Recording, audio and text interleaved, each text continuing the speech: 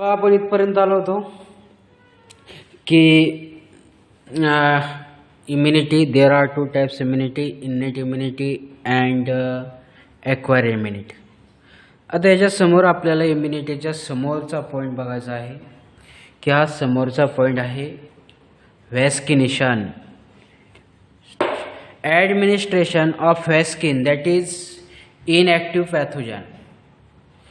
आपण त्याला काय म्हणतो की that is inactive pathogen. Antigen production of popular pathogen, that is a popular pathogen. आता what is mean by popular pathogen? Protection again protect agent a particularly pathogen. म्हणजे protect करण्यासाठी particular पॅथोजनसाठी जर आपल्याला एखादा पॅथोजन पर्टिक्युलरली पॅथोजन प्रोटेक्ट करण्यासाठी आपण vaccination करतो, जसं की पोलिओ व्हॅक्सिनेशन. त्याच्यासाठी सुद्धा आपल्याला काय करावं लागतं? व्हॅक्सिनेशन करावं लागतं आणि तो पर्टिक्युलर पॅथोजनला प्रोटेक्ट करतो. The body immuno system help to protect again pathogen. म्हणजे पॅथोजनच्या अगेन प्रोटेक्ट करण्यासाठी इम्युनिटी काम करते. That is cause infection. म्हणजे एखादं आपल्याला इन्फेक्शन झालं तर, आता इन्फेक्शन झालं तर म्हणजे काय? काही इन्फेक्शन व्हायरल असतात, काही इन्फेक्शन बॅक्टेरियल असतात. अशा पद्धतीच्या इन्फेक्शनसाठी आपण काय करतो? पर्टिक्युलरली पॅथोजन व्हॅक्सिनेशन करतो इन्फेक्शनसाठी. That is and efficient system most of the time. खूप वेळा either keep microorganism out of track them down get right. However some pathogen, काही जे पॅथोजन आहे, some pathogen overwhelms immune system. when this happen, it can cause serious. The pathogen is most like cause problem. खूप सारे pathogen काय करतात? Problem सुद्धा काय आहे की देतात आपल्या इम्युनिटी पॉवरला. जर आपण आता पोलिओ व्हॅक्सिनेशन केलं तर आपल्याला पोलिओ होत नाही, म्हणजे आपला हात पाय लुळा पांगळा होत नाही. अशा पद्धतीचं खूप वेळा व्हॅक्सिनेशन होतं. आता आपल्याला समजून घ्यायचं की समोरचा point, vaccination is way touch the immune system as to however recognized eliminate pathogen organism. Pathogen that organism is eliminate. That way body is always prepared. Body is always that prepared. म्हणजे ही body काय करते? त्याला prepared करते, म्हणजे तयार करते. If we are expose. Vaccination is an important form of primary prevention. म्हणजे vaccination हे काय आहे की प्रायमरी प्रिव्हेंटेशन आहे. म्हणजे प्रायमरी आपण त्याला काय म्हणतो? काळजी घेणं. प्रिव्हेंटेशन म्हणजे काळजी घेणं. That can be protect people getting रिक्स. म्हणजे आपण काय करतो की होण्या अगोदर आपल्याला काय करणं आहे? प्रोटेक्ट करणं आहे. घेण्या अगोदर प्रोटेक्ट करणं. Vaccination has allow to control disease. Vaccination काय करतो की डिसीज होण्यापासून आपल्याला त्याच्यापासून कंट्रोल करणार आहे. Like measles polio. आता मी अगोदरही सांगितलं तुम्हाला, that is a polio importance role.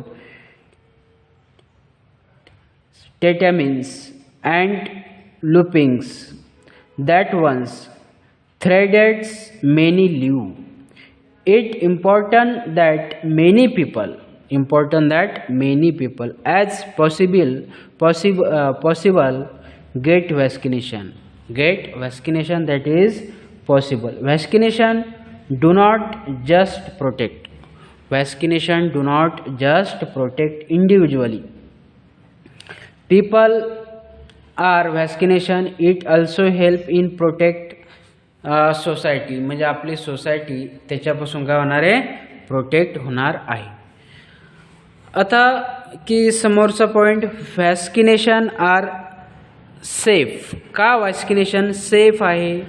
Vaccination are consider to be safe. They R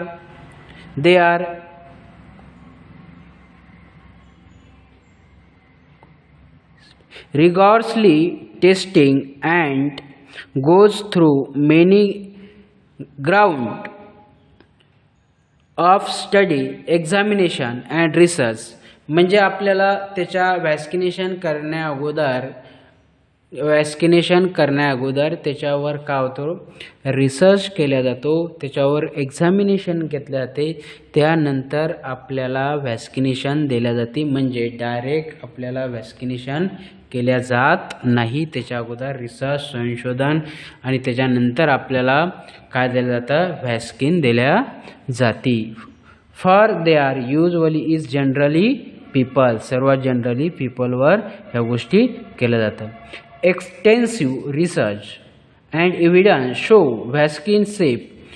there side effect are the rate and typical middle. Side effect, that is side effect is a typical research. त्याच्यानंतरच vaccination केलं जाते, direct vaccination केलं जात नाही. आता समोरचा पहा, structure of antibodies. Antibody are glycoprotein. Antibody म्हणजेच ग्लायकोप्रोटीन आहे, which are highly specific to specific antigen. आता काय करते, अँटीबॉडीज म्हणजेच ग्लायकोजन आहे आणि अँटीबॉडी लढण्यासाठी काय करते ती, की अगेन्स्ट टू अँटीजन. आता अँटीजनसुद्धा तुम्हाला अगोदरसुद्धा सांगितलेलं की antigen, what is mean bye antigen. Antigen that is a foreign substance. Foreign substance बॉडीमध्ये एंटर झाला तर त्या फॉरेन सबस्टन्सला मारण्यासाठी आपल्या बॉडीमध्ये अँटीबॉडी तयार होते. म्हणजे बाहेरचा पदार्थ मारण्यासाठी अँटीबॉडी तयार होते. जर बाहेरचा पदार्थ आपल्या बॉडीमध्ये जर एंटर झाला तर त्याला कोण मारतं, antibody Maruti. They are also non as immunoglobin. त्यालाच आपण काय म्हणलो, इम्युनोग्लोबिन असं म्हणलो. इम्युनोग्लोबिन म्हणजे काय, IgS produce in response antigenic stimulation. Antibody are produce by plasma cell. Antibody काय प्रोड्यूस करते, अँटीबॉडी प्रोड्यूस करते प्लाझ्मा सेल. आणि which in turn are formed by B lymphocyte, that is turn and form of B lymphocyte. त्याला आपण काय म्हणतो, B lymphocyte असं म्हणतो.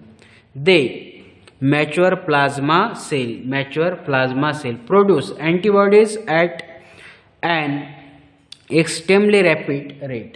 त्याचा रॅपिड रेट काय राहतो, फास्ट राहतो. दॅट इज अबाउट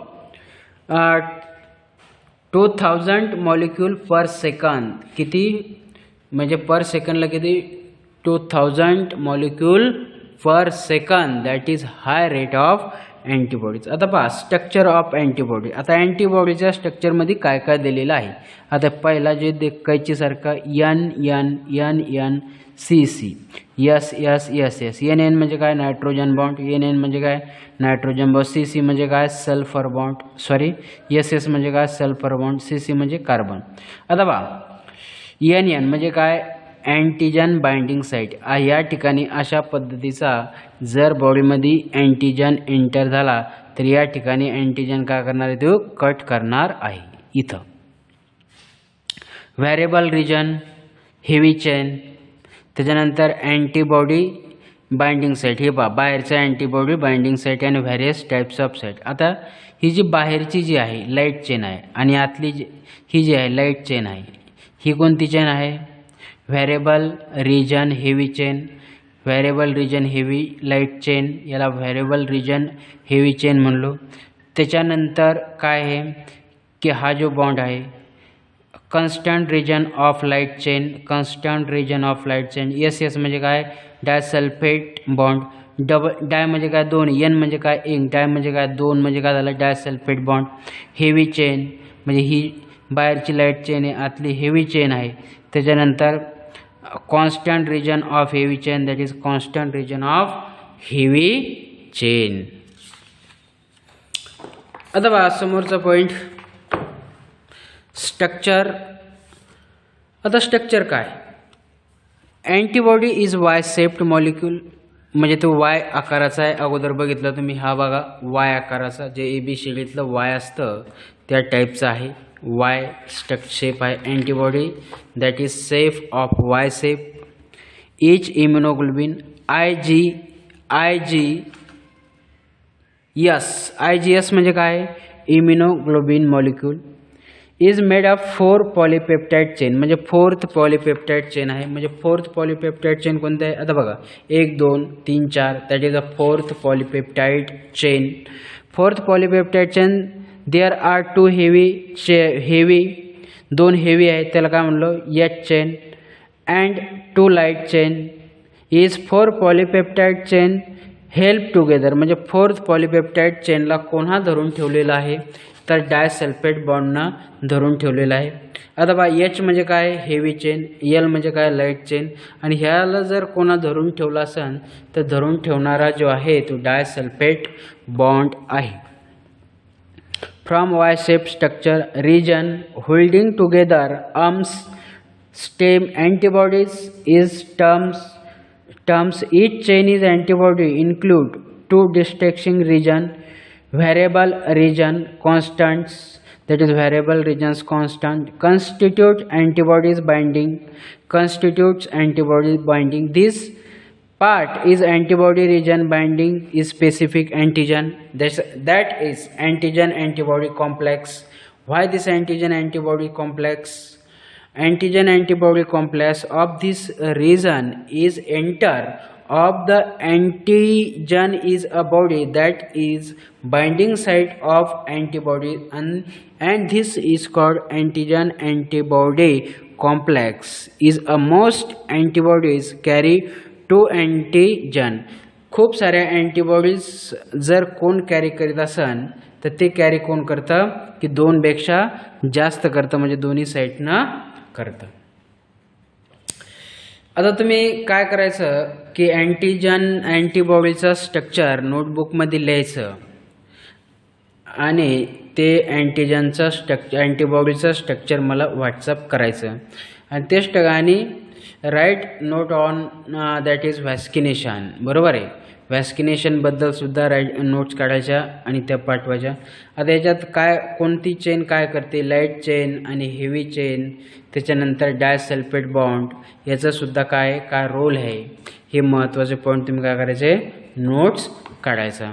आणि अँटीबॉडी कोणत्या शेपची आहे हे समजा गोष्टी व्हॉट्सअप करायच्या. आता नेक्स्ट लेक्चरमध्ये पाहू आपण formation of antigen antibody complex, कशा पद्धतीचा अँटीजन अँटीबॉडी कॉम्प्लेक्स फॉर्मेशन होतो.